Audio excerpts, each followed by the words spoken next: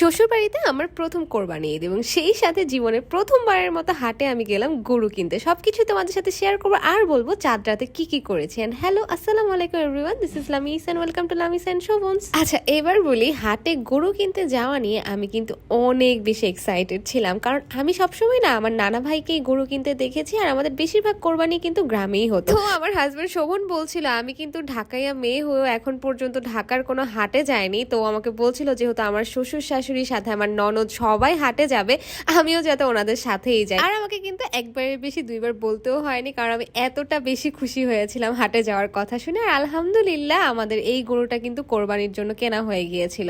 সেদিন রাতেই কিন্তু আমি আবার বাসায় চলে এসেছিলাম। আর এই খাসিটা ছিল আমাদের ছোট খালামণির কোরবানির জন্য। আমি আর রুষা কিন্তু একদম ঈদের আমেজে মজেছিলাম, কারণ আশেপাশে না পুরো একটা ঈদ ভাইব চলে এসেছিল। আর কোরবানির সময় কিন্তু এই জিনিসটা আরো বেশি করে বোঝা যায়, কারণ রোজার ঈদে হয় কি মানুষ একটু জামা কাপড় কেনাকাটা নিয়ে একটু বেশি ব্যস্ত থাকে, কিন্তু কোরবানির ঈদটা কিন্তু একদমই ডিফারেন্ট হয়। তো যাই হোক, আমি যেহেতু আম্মুর বাসায় ছিলাম, সকাল সকাল ঘুম থেকে উঠে আমার ব্রেকফাস্ট ছিল আম দুধ চিরা, সরি দুধ ছিল না সেদিন ছিল দই।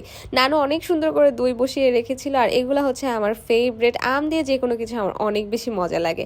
ব্রেকফাস্টের পর চা তো খাওয়াই লাগবে। আর বাই দ্য ওয়ে, আমি কিন্তু আজকে তোমাদের সাথে চাঁদ রাতের ব্লগটা শেয়ার করছি। চাঁদ রাতে যেহেতু একটু ঘোরাঘুরির প্ল্যান ছিল, আমি রেডি হওয়ার আগে দেখি আম্মু এক আঙ্কেলকে দিয়ে এতগুলা ফল টল নিয়ে এসেছিল। দেরি না করে সন্ধ্যার দিকে কিন্তু আমি বের হয়ে গিয়েছিলাম, সাথে ছিল আমার দুই ফ্রেন্ড। আমাদের প্রথমেই প্ল্যান ছিল যে আমরা একটু নিউ মার্কেটে ঘুরবো। আমাদের কিন্তু কেনাকাটার একদমই কোনো প্ল্যান ছিল না, আর আমরা প্রথমেই ঘুরতে এসে রেস্টুরেন্টে ঢুকে গিয়েছিলাম, কারণ এত খিদা লেগে গিয়েছিল বের হওয়ার পর। তো যাই হোক, যেহেতু সামনেই স্টার কাবাব হোটেল পেয়ে গিয়েছিলাম, আমরা সেখানেই চলে গেলাম, কারণ স্টারের চার সাথে কিন্তু কোনো কিছুর তুলনা হবে না। আর এদিকে দেখো, আমি লক্ষ্মী আর সংসারী মেয়ের মতো কি সুন্দর করে সবকিছু মানে ঘর সাজানোর জিনিসপত্র দেখছিলাম। আমার ফ্রেন্ড এদিকে ওর জন্য কয়েকটা স্কার্ফ দেখে নিচ্ছিল, কিন্তু আমাদের তেমন কিছুই ভালো লাগছিল না। আর এই চুড়িটা দেখো, এটা আমি কিনেছি কারণ আমার কাছে এত ভালো লেগেছিল। আমি তোমাদের সাথে একটা জিনিস শেয়ার করি, সেটা হচ্ছে রোজার ঈদে চাঁদ রাতে আমি একবার শপিং এ এসেছিলাম, কিন্তু সবকিছুর দাম এত চড়া ছিল, এত বেশি ছিল। কিন্তু এবার যখন কোরবানি ঈদের চাঁদ রাতে আমি শপিং এ আসি, আমার কাছে না সবকিছু অনেক মানে সস্তায় লেগেছে বলতে গেলে। ওনারা যেই দাম বলেছে সেই দামের অনেক কমই কিন্তু ছেড়ে দিয়েছে। এই জন্য কিন্তু আমি হচ্ছে টুকটাক জুয়েলারি যেগুলো আমার পছন্দ হচ্ছিল সেগুলো কিনে নিয়েছিলাম। আর বাচ্চাদের সেকশনটাতে না ঘুরতে আমার সবসময় ভালো লাগে। আর এই ফ্রকটা দেখো কি কিউট, বিশ্বাস করো আমার মাপে হলে না এটা আমি নিয়ে নিতাম। যাই হোক, টুকটাক যাই ছিল সেগুলো কেনাকাটা শেষ করে আমি একটু পার্লারে চলে গিয়েছিলাম, এবং রাত হয়ে গিয়েছিল বলে অনেকবার কল দিচ্ছিল বাসায় যাওয়ার জন্য। বাসায় গিয়ে দেখি নাবিলার দুইটা ফ্রেন্ড সেখানে চলে এসেছিল। আর চাঁদ রাত মানেই কিন্তু মেহেদির আসর বসতেই হবে সবার বাসাতে।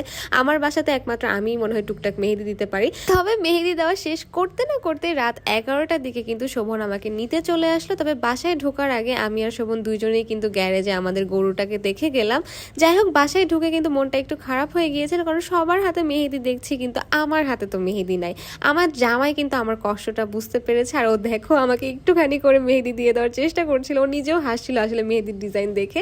তবে আমার হাজবেন্ডকে অনেক অনেক থ্যাঙ্কস, ও আমার মনের ফিলিংসটা বুঝতে পেরেছে, এটাই বেশি। সো আজকের মতো ব্লগ এই পর্যন্তই। নেক্সট ডেতে কিন্তু ঈদের ব্লগ নিয়ে আসবো। Thanks for watching, tata, bye bye, Allah Hafiz.